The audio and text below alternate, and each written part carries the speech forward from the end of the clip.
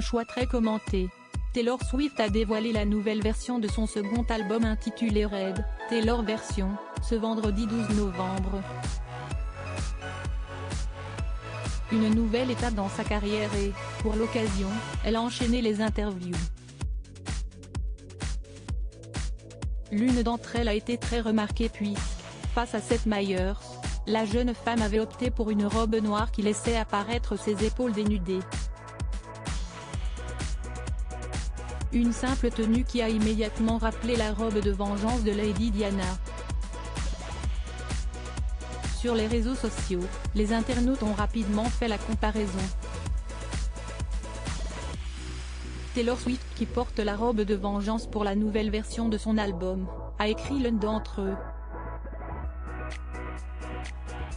Pour d'autres, il s'agit d'une référence à Scooter Braun avec qui elle a été en conflit durant plusieurs mois puisqu'il possédait des droits sur ses chansons.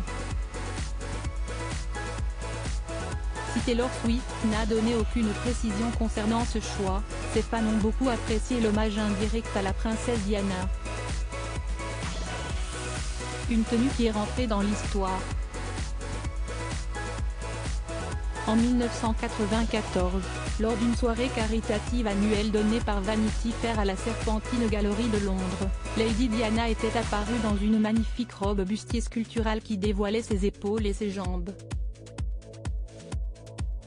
La tenue avait été créée par Christina Stambolian mais était restée au fond du placard puisqu'elle ne correspondait pas au code vestimentaire de la famille royale. Celle-ci a ensuite été surnommée la Revenge Dress puisque la princesse Diana avait choisi de la porter suite à l'annonce de l'adultère du prince Charles avec Camilla Parker Bowles.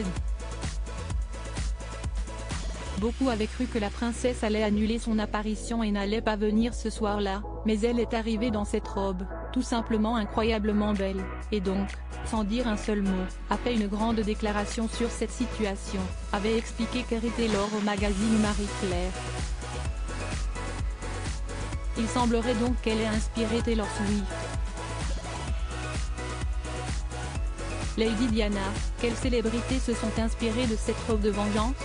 Taylor Swift n'est pas la seule ni la première à avoir opté pour une robe de vengeance. En effet, nombreuses sont les femmes qui, suite à une rupture, ont foulé le tapis rouge dans des tenues plus resplendissantes de sens que les autres. Il y a Kate Moss en 2007 qui, après s'être séparée de Pete Doherty, avait opté pour une robe Dior vintage. On peut également citer Gigi Hadid en novembre 2015 qui portait un ensemble crop top et une jupe évasée totalement blanc. Elle avait également coupé ses cheveux en carré.